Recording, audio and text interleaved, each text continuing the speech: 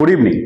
এছাড়া চূড়ান্ত তালিকায় যাদের নামের পাশে আন্ডার অ্যাডজুডিকেশন এসছে তারা সবাই ভয়ভীতি এবং চিন্তিত হয়ে রয়েছেন কি না জানি আগামীতে আমরা ডিভোটার হিসেবে চিহ্নিত হতে পারি অথবা আমাদেরকে ভোটার লিস্ট থেকে নাম বাদ দিয়ে দেওয়া হতে পারে, যার ফলস্বরূপ আমাদেরকে বাংলাদেশি বা অনুপ্রবেশকারী তকমা লাগিয়ে আমাদের ডিটেনশন ক্যাম্পে ভরে দেওয়া হতে পারে। এরকম কোনো ম্যাটার নয় বা এরকম কোনো কথাও নয়। বেসিক্যালি হচ্ছে অল্প সময়ের মধ্যে ইলেকশন কমিশন এসআইআর এর কাজ চালু করেছেন, যে অল্প সময়ের মধ্যে এসআইআর এর কাজে সমস্ত ভোটারের তথ্য আপলোড করা সম্ভবপর ছিল না, হয়নিও।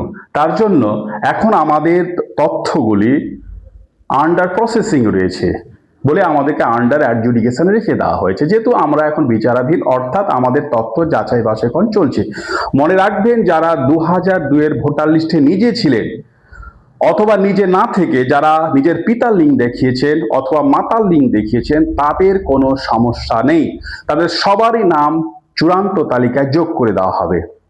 সমস্যা তাদের হতে পারে যারা 2002 এর ভোটার লিস্টে নিজে ছিলেন না, পিতা ছিলেন না, মাতাও ছিলেন না, যারা কাকার লিঙ্ক দেখিয়েছেন অথবা দূরবর্তী কোনো আত্মীয় লিঙ্ক দেখিয়েছেন তাদের সমস্যা হতে পারে, এবং যারা পুরোপুরি কারচুপি করে ডকুমেন্ট সাবমিট করেছেন তাদের সমস্যা তো হবেই।